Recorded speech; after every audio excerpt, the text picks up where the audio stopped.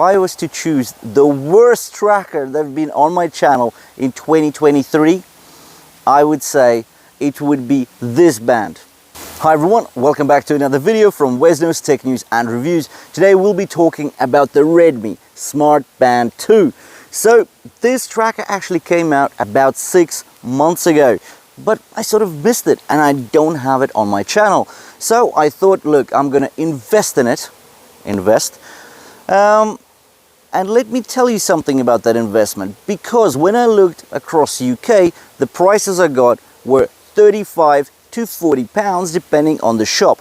So that's about 50 bucks. I thought, hold on, that's a bit too much money. So I went down to AliExpress and I got this for $24. That's like 18 pounds. So half price.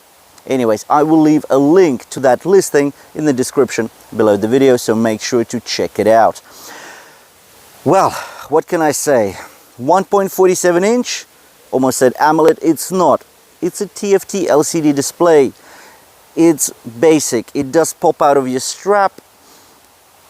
It's just sort of contemporary, but it's got this whole old thing to it, that if I was to choose the worst tracker that have been on my channel in 2023, I would say it would be this band, if it wasn't for the price. Because for $24, really, how low can you go? For 24 bucks, it offers a lot of value. For 50 bucks, I think it's a bit of a rip-off. Anyways, let's get into the review. Let's dive into the details. I'll tell you all about this watch. We'll talk about the display, we'll talk about the design, the features and functions, and then of course some biased opinions at the end. Well, let's do it. So let's actually kick off with the display, because the display here is quite interesting. 1.47 inch TFT LCD display. That is pretty cool, right? 1.47. Does that remind you of anything? Well, yes, that's the display of the Huawei watch bands, right? So Huawei Band 6, 7 and 8, those three models have that display size, but they use an AMOLED display. This is an LCD. Also, the resolution on the Huawei displays are 282 pixels per inch. Here we just get 247 pixels per inch, which is, again, it's not amazing. There is no auto brightness here, so there's a gauge, you move it up and down, but there's only 450 max nits of brightness here. So this thing is not bright at all, and that is a shame, because on those sunny days, you don't get many of them in UK. Let's be fair, you don't. Like this summer was not amazing, but yet you do want something with a bit more grunt than just 450 nits of brightness. Okay, you do get 200 faces for this watch. Well, I'll be doing a quick video of how to use the Fit app for the Xiaomi wearables, and you will see that specifically for this watch, the faces, yeah, there's 200 of them, but they are just plain old boring. They look like the faces that we wanted to have maybe 5 years ago on the old trackers, not the information that we need now and not the look. I've actually been able to download this Mars View.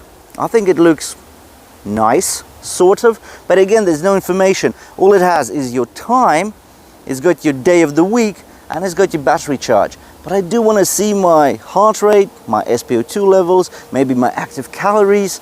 There's just so much more to it. And of course, the number of steps. Anyways, let's talk about the battery. The battery is not bad. Claimed 14 days, so 2 weeks, maybe. I've only had the tracker for 1 day, so I just don't know. But maybe, considering it's so basic, maybe it can do the 14 days. Maybe it can do 10 days. Whatever it is, it's more than a week, and that is pretty cool. I like the longer battery.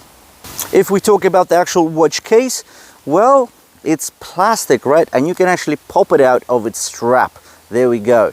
So this is like the old, you know, the Xiaomi bands from a couple of years ago. So I guess it's pretty cool. You can get these straps, which are just TPU rubber straps. So they are basically, you know, the tuck and clip type of clasp, nothing major to them, and you can get these in 6 colors. There's 2 greens, I think there's a yellow, there's a pink, there's a white, and this one, the black one. So again, pretty basic stuff. This is a very low maintenance tracker, and maybe that's what you need.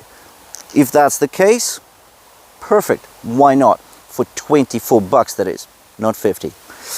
Now, okay, so on top here you've got some 2.5D Gorilla Glass. 2.5D actually stands for this. It's slightly, ever so slightly curved around the edges. Now, the bezels of the display, yeah, they're there. They're not too thick. It's okay. Again, budget tracker wise, it's fine. On the other side, again, just grey plastic. You've got your optical heart rate sensor at the back here. How accurate is it? Don't know. I will do an accuracy test in the coming weeks, and of course I will post to this channel the results of that. Now, I think we've spoken enough about the display, the battery, and the actual design of the watch case and the strap. Now we're ready to get into the features and functions. Let's do it. Well, let's start off with fitness tracking, considering this is a fitness tracker, right? So we get 30 sport modes here. That's okay, I suppose. 30 sport modes in 2023, maybe we can just get by with that. It does have skipping though, so that's a pretty cool one. I like that.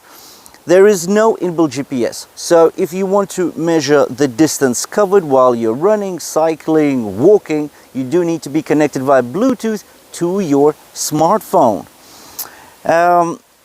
Also, all sport modes are goal-based, so you can set a goal such as calories to be burned, time of doing that particular exercise, or the distance to be covered.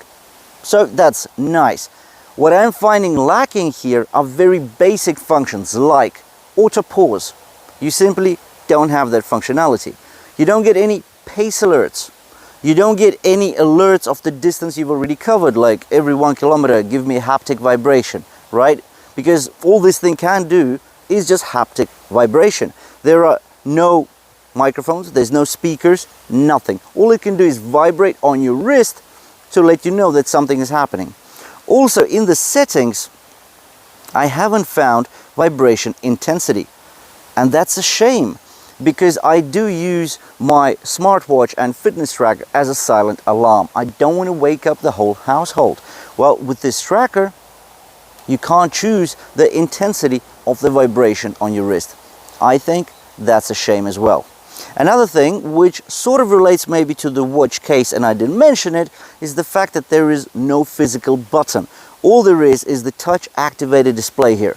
And that is a big minus, because you know that when you're doing exercises, you might be on the ground, your fingers could be dirty, or they could be just sweaty, because you've been wiping your sweaty face after doing some exercises.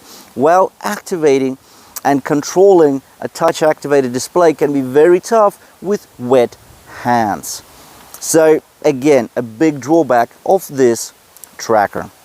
Well, what else do we have here? We've got the all-day SpO2, we've got the all-day heart rate tracking, we've got stress tracking, all-day SpO2 tracking. So all of the basic functionality. Yep, we can actually organize our home screen, the shortcut screens around. It looks pretty cool. It's got a relatively large display, let's be fair. It is quite large, 1.5 inches. That's nothing to sneeze at. Yeah, it's a good all-round tracker, but a very budget tracker.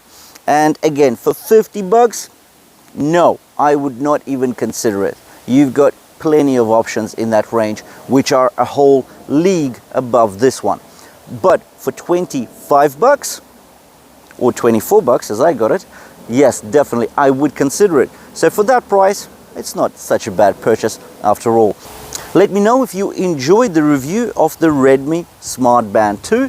If you have, please drop me a like. If you want to see more of the same, you know what to do. Please hit the red subscribe button below the video. And I'll see you in the next one.